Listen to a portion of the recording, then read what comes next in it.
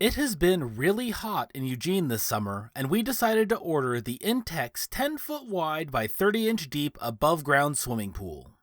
Welcome to the Hippie Geeks. If you enjoy this video, be sure to subscribe and hit the bell notification icon to catch all our new videos. The first thing you need to consider before buying and installing any above-ground pool is that you will need a mostly level space to set it up. If you do not have that, you need to work on that first. The space we will be setting up the pool is mostly level, only about 2 inches off from one side of the pool to the other. We have had it set up for a while now with no issues, so that amount of slope seems to be acceptable. We wanted to set things up a little differently than you usually see with an above-ground pool. Instead of installing the pool directly onto the ground, we wanted to put it on a 3/4 inch layer of foam followed by a tarp. The most cost-effective way we found to do that was by picking up some of those interlocking foam exercise mats and cutting them to size. This took a bit of sketching on paper to see how I would need to set up these 2-foot by 2-foot interlocking pads, and then a bit of trial and error as they went together. As I would be cutting it into a circle a bit larger than the pool, that meant I needed to get a circle drawn before I got going. The way I did this was by sticking a long drill bit into the ground in the center of the foam area I had set up. I was then able to tie a loop onto one end of a string and slip it over the drill bit, then measured out half the distance of the circle I wanted to make. The circle would be 11 feet in my case, so I measured out 5.5 feet, and then tied a black Sharpie to the other end. By pulling the string all the way around the foam, I was able to draw out my circle on the foam pieces that were laying there.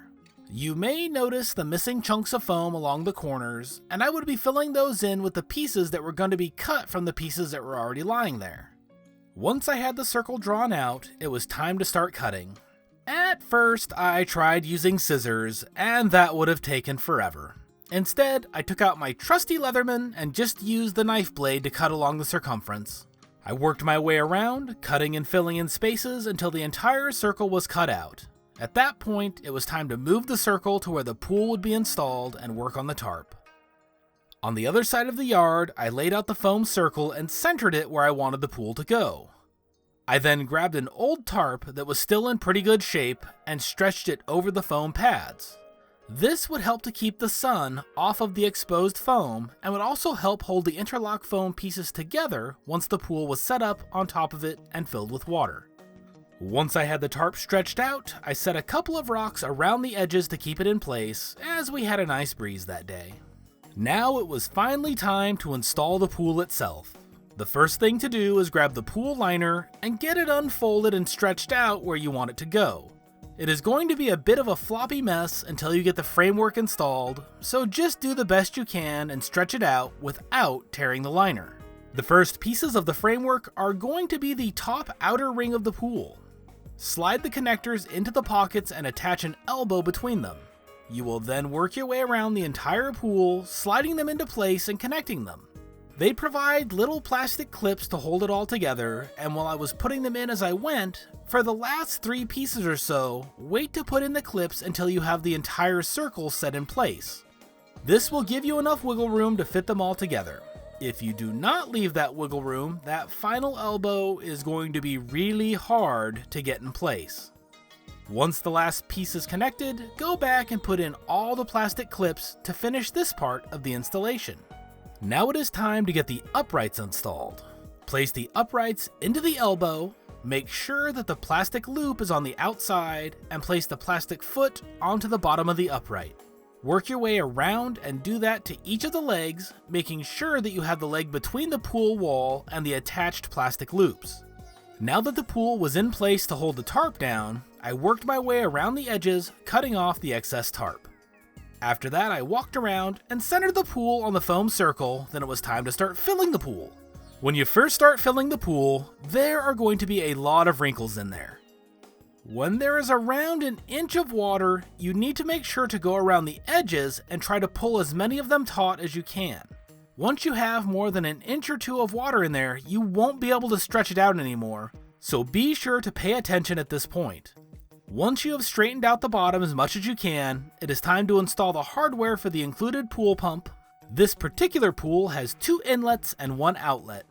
Take each of them and push them through the pool at the proper spots. The intakes fill the 2 lower holes with the outlet going into the higher one above the pool drain. Once they are pushed through, it is time to connect them on the outside. The outlet nozzle has an outer connector with a lower support and an aerator. It just pushes directly over the top of the black plastic sleeve and is held in place by friction. Take the single, shorter hose and slide it over the O-ring, then use one of the included screw clamps to hold it in place. Take the other 2 hoses and connect them with the included T-connector and then into the pump, connecting everything with the included screw clamps. Once that is done, you just have to wait for the pool to fill up, which is going to take several hours depending on how much water flow you have. I spent the time assembling the pool ladder that we had picked up for the younger kids and just waited. Every so often I would walk around the pool and make sure that all the legs were vertical and in place, but beyond that, I spent most of my time telling Noah that no, the pool wasn't ready yet. Finally, it was deep enough, and he hopped in there and started enjoying the crap out of himself. We have been using it for just about exactly 2 months now, and it has been great. The foam layer makes a great cushion under your feet and really adds to the enjoyment of the pool. You can jump and splash around without worrying about hurting your feet, and the pool liner is protected from anything underneath the pool poking through. We will include some Amazon affiliate links in the description below if you are interested in ordering any of the products shown in this video.